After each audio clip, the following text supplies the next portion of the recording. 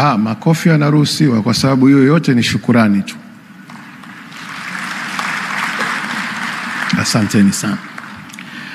Sasa Mheshimiwa mgeni rasmi Dr. Samia Suluhu Hassan, Rais wa Jamhuri ya Muungano wa Tanzania,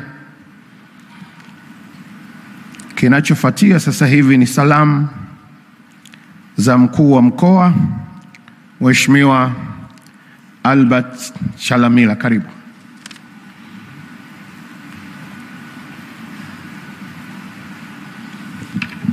Asalamu alaikum.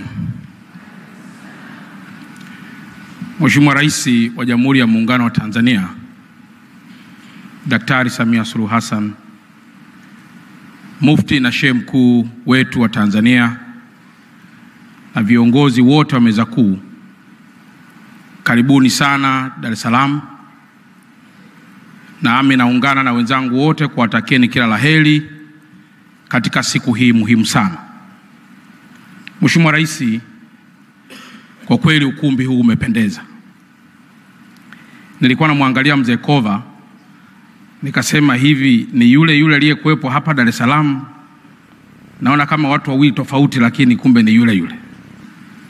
Lakini kawa naangalia pia na kamishna Wadhi. Hadi unaweza ukaliteta jeshi la polisi bila kujua kama ulienaye ni polisi. Hii yote ni kwa sababu mtume wetu ametuweka vizuri, na hasa katika mwezi wote mtukufu wa Ramadhani na mpaka hapa tulipofikia sasa. Mimi Mheshimiwa Rais, wakati wote kwa siku 29 nimekuwa natembea na hii tasbih. Nayo hapa.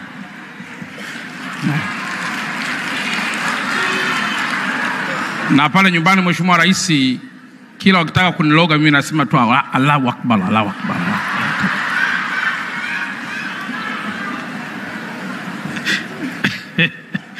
Kwa hiyo Mheshimiwa Rais, Mufti ameniweka vizuri sana katika kipindi chote hiki cha siku 29 ambazo tumekaa kufikia 30 na mpaka hapa tulipofikia. Ni neema kubwa sana ya mtume wetu. Mheshimiwa Rais, neno langu tu la mwisho, mwaka huu kama wenzangu walivyosema, tunakwenda ni mwaka wa uchaguzi. Na mara nyingi miaka yote ya nyuma tunapofikia mwaka wa uchaguzi, wawekezaji na wafanyabiashara wote wakubwa huwa wanapenda sana withdraw mitaji yao kwa kuhofia taifa kuingia kwenye machafuko. Mheshimiwa Rais, naomba nitumie nafasi hii kwa niaba ya wakuu wa mikoa wenzangu wote kwamba msiogope kuja kuwekeza Tanzania, na wala msiogope kuja kuwekeza Dar es Salaam.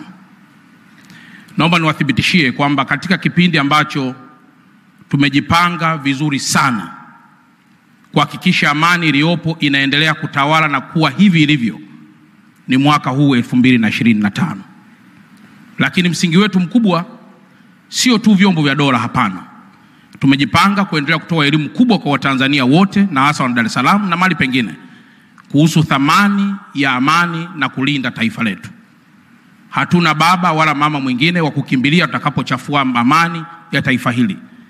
Lakini silaha yetu ya pili ni kutumia viongozi wetu wa dini na taasisi zote kuendelea kuhubiri yale ambayo yanazidi kutuunganisha sisi pamoja na taifa letu.